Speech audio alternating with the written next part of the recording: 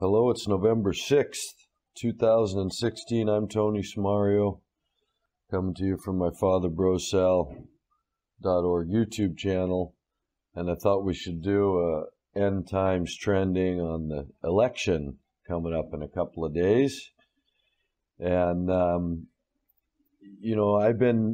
there's one element that comes into it that just recently, I'm sure everybody knows now, Al-Qaeda has threatened to terrorist attack, at least 3 states, right? Virginia, Texas, New York. There's a credible terror threat by Al-Qaeda. It's funny how we just get the message and we know ahead of time, and yet this, we've been fighting Al-Qaeda for 20 years. We killed Osama. I mean, it's just like a movie. Nothing ever comes out of history and reality so that it can be, through journalism and the presentation that they make to us over these issues, it can be traced back to a real source, to, we can really see the organic nature of it. Instead, when we trace back the history and the facts as we can gather them, when we research, we find it's all a great intrigue full of, like what Assange is pointing out most recently about Clinton, is that, there's some correspondence where she's acknowledging that Qatar and Saudi Arabia are funding ISIS. Everybody seems to have known that, but the journalism never really talks about the significance of that. How is it, where does ISIS really come from? Why is it that the Muslims are running from them? Why isn't it? It didn't become a popular religious movement if that's what they're waiting for. Who are these mercenaries that are getting paid $1,000 a day, or were a year ago? Now they're probably just running, but they're all fleeing because it's time to disband that part of the show. So again, all of the pictures I see in the media that they show me are always of, one tank rolling across an empty ground, or the same line of people coming through town, ISIS people, or the Toyota trucks that, I guess we never show where we've gotten some of these trucks, where where's the footage of what's really going on the ground if this is a real war? There just isn't any of that. And so I think with this election now, there's 3 main bullet points I would draw your attention to. One, all the violence preparedness. I mean, they're just expecting a lot of violence around this, aren't they? And Dad knows that I've been talking about this for some months. Maybe 6 months ago or more, I started realizing that ultimately what this election is going to do is get a lot of people so riled up that it's going to just create a lot of pressure points that can be activated. And now I realize it's even worse. Of course, they're paying for the pressure points. They're putting it on the airwaves. They're getting people riled up. They're telling them all of the things that are going to happen if Hillary gets elected. They're going to take your guns. So, of course, gun sales are going through the roof right now. That right wing, the Trumpers, are, sure the country's going to be destroyed if Hillary gets elected. And, of course, the rest of the world knows for sure that the country will be destroyed if Trump is elected. So you have this 2 sides there, where's the common ground? Where's the whole American dream? And whether we elect one criminal or another, we're all pursuing the American dream, and, we hold these criminals to some sort of oversight.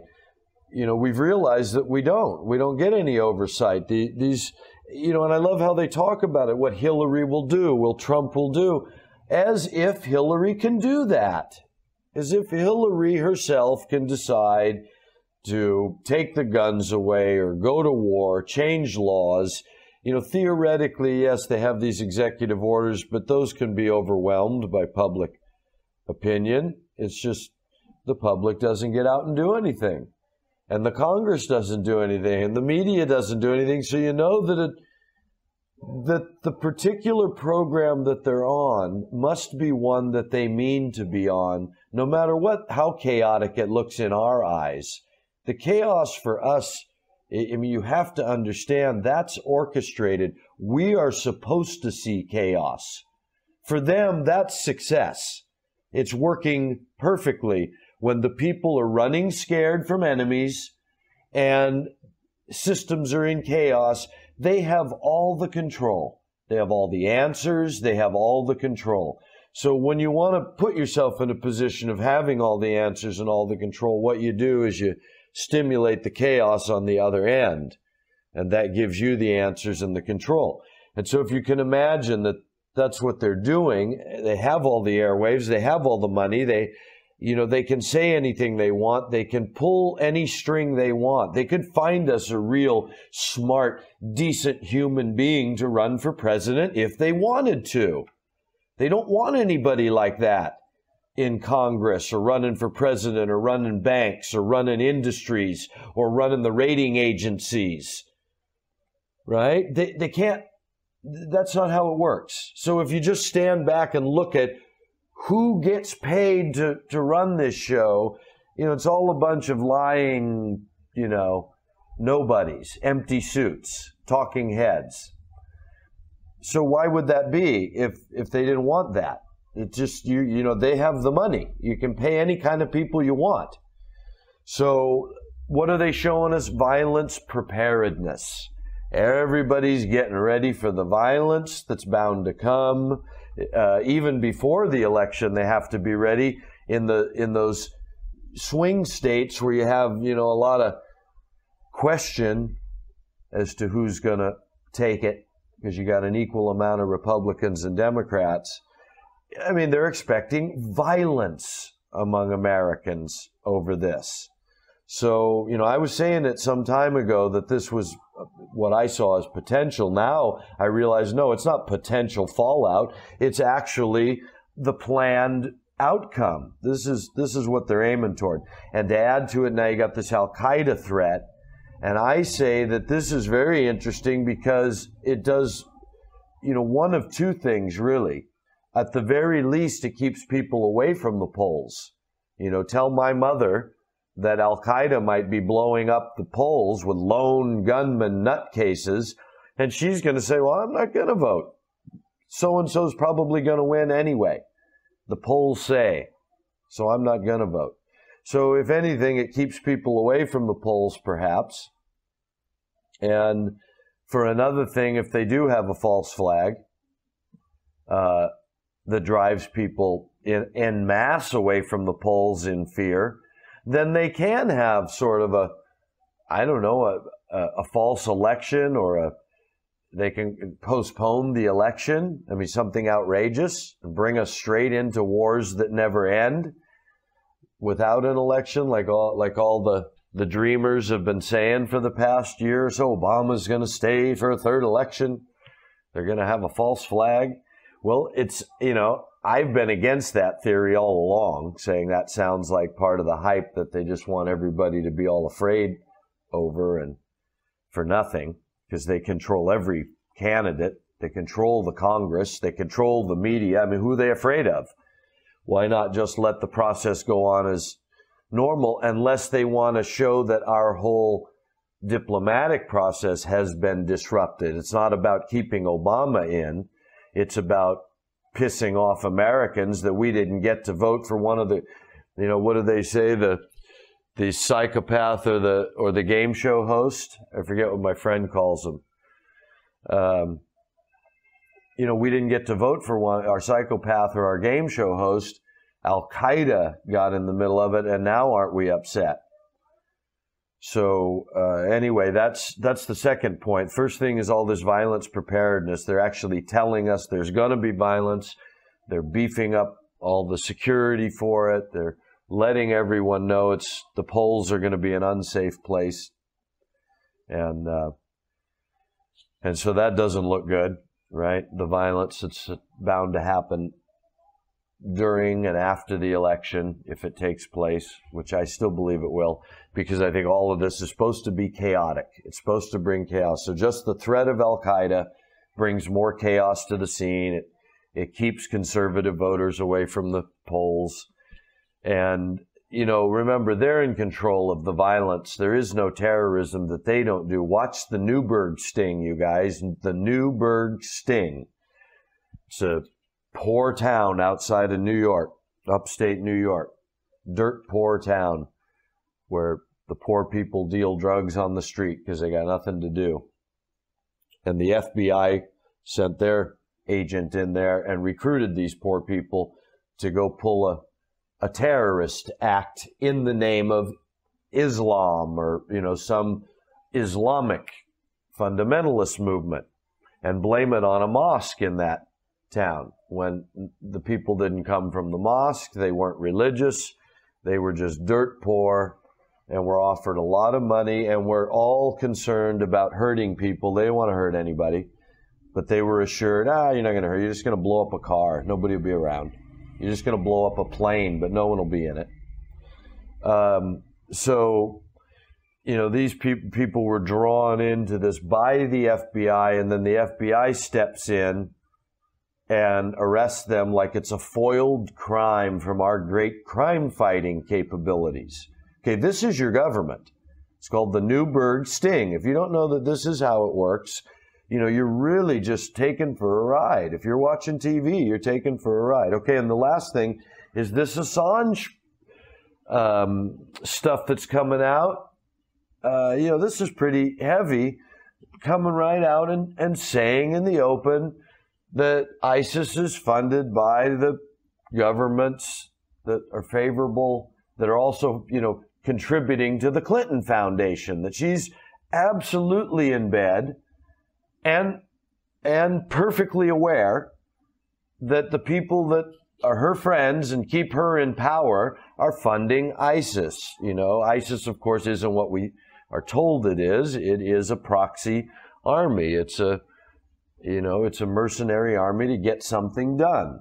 We've discussed what they might be getting done over there, but there's no doubt that it's not some Islamic movement at all. It's a proxy army of mercenaries. Yeah, there's probably a bunch of poor and disillusioned Muslims being sucked into it, just like there's poor, disillusioned Christians being sucked into the American Christian army to go kill innocent people with our modern weapons for a bunch of bankers. And if you've never read Smedley Butler's book from the 1935, I think it is, War is a Racket.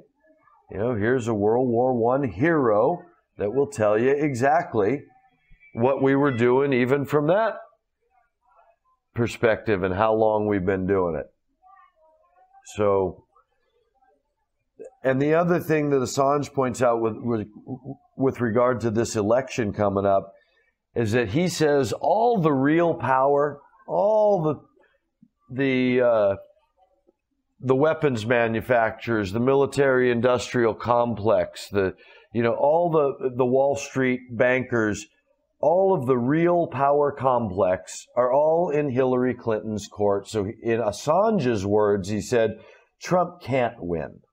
So, that's been my inclination also coming down the stretch. I mean, I told Dad from the very beginning, more than a year ago, it had to be Clinton or Bush, that it couldn't be Trump. He's a clown, he's an actor, he's a distraction so that nobody will look at the criminals and the people won't realize that no journalism is being done on the criminals that are being offered as opposition to the clown.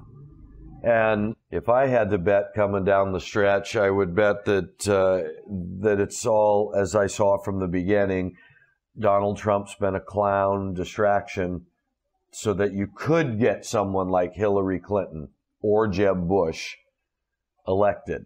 Because I figured, Bush or Clinton, if they're on the ticket, they're obviously the ones that are going to win.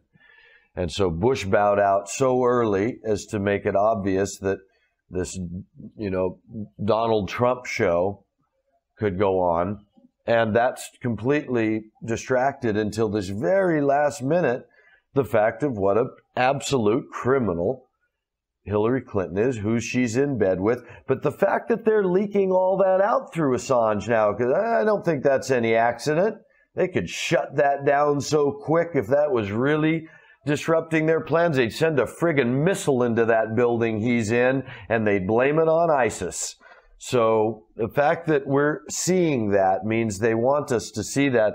So they want Hillary at the last minute to be suddenly, shown so blatant that perhaps the vote can be split that close. They can demonstrate that she's been finally, the dress has been lifted high enough to see that she's such a fake, she's such a criminal, she's such a horrible person, that even if Donald Trump's a clown, even if he's just a big, loud mouth, egotist, womanizing pig, that he's almost preferable as a human being to Hillary Clinton.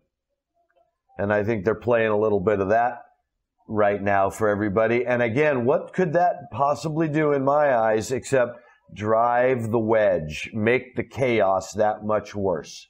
You can't, the Clinton people have got nothing to stand on when the Trump people start. They can't say, well, it was a fair election and she's the right, she's the elected leader.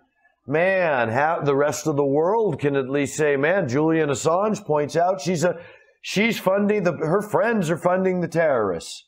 She's aware of it. She's in bed with all the money. She's a criminal. The whole world can point to that. And if Trump gets elected, my God, the whole world can say, oh, how is this possible? You've got this pig, this womanizing talk show host, pig, this is your representative. This is the greatest American. This is who's going to go out and make your deals with the rest of the world that are going to be fair and honest and reputable. Christian America is going to be represented by Donald Trump, the man that's never asked forgiveness from his God. I mean, what kind of pig? Criminal and the pig.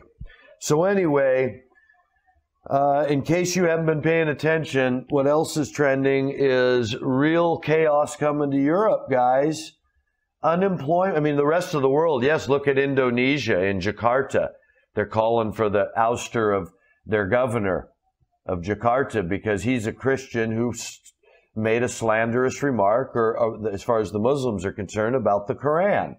He sort of sloughed off the Quran like it had no significance, and he lives in a place full of Muslims. Now, I say, boom, I stand back, and my initial reaction is his string was pulled. Why? They want chaos.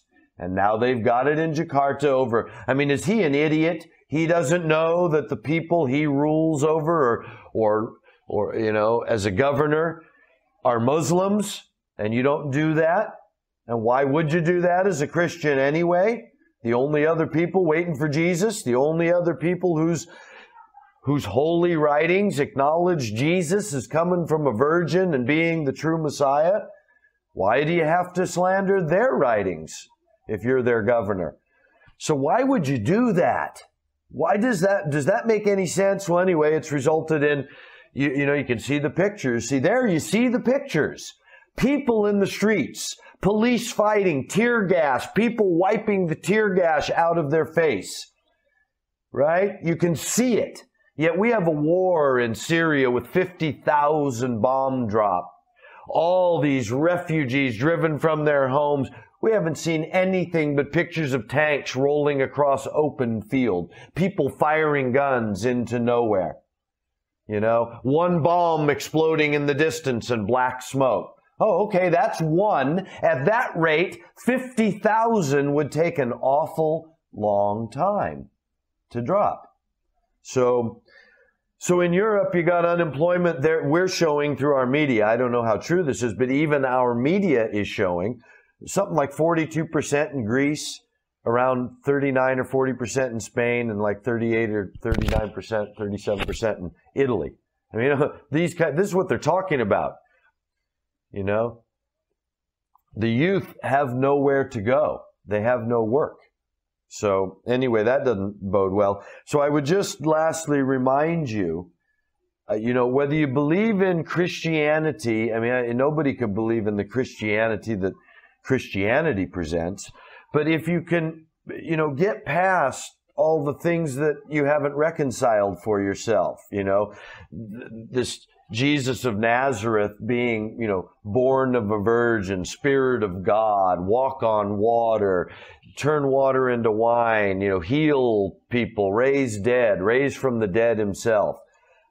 All of these things are quite, they take some research into it to sell it to yourself. You have to believe it for yourself that this all is even possible, which is what got me studying metaphysics. How could I even believe in a God where that story was possible?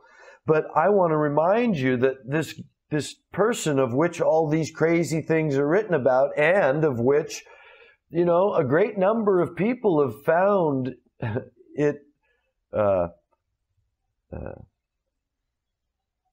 valid, this story, and worth believing in, and have followed it, and all the way from the time it happened, not like it just got sold to people recently. There were people giving their lives for it in the first century.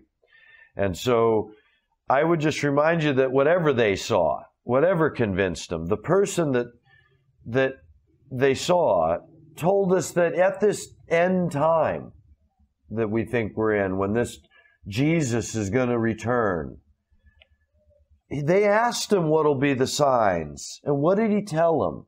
There'd be wars and rumors of wars, revolutions and insurrections.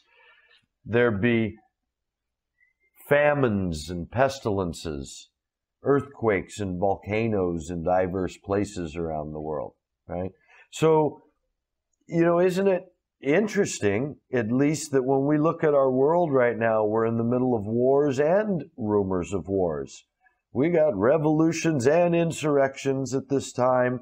We got pestilence, superbugs, and Ebola virus, and Zika virus. We got all these pestilences. And then the famines. I mean, Egypt's got no sugar. All over the world, you got people starving. You got things more difficult than they've ever been. And so, that part is at least interesting. For those of us that, don't study it and aren't really sold, I would present to you that this is what the end times is. And this same Jesus told them, but don't be alarmed at that, because the end is not yet. We got some stuff to get through between here and the end. So all of these other things are preparatory for that. And I wish I hope you will subscribe with us and study with us. And we love to hear people's opinions. We don't have too many people that listen regularly, so we only get a few, but it sure helps when everybody gets putting their viewpoint out there. We all get to see a little broader picture. So I'm trying to give you what I think is a fairly unique viewpoint, because I see an eschatological picture where, we still got a 7-year covenant coming with many.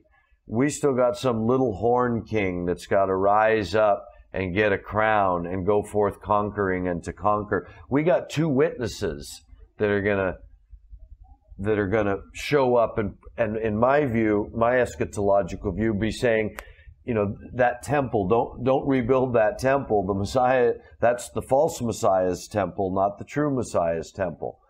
And that's got to go on for 3.5 years before the true problem starts, which starts over in this temple.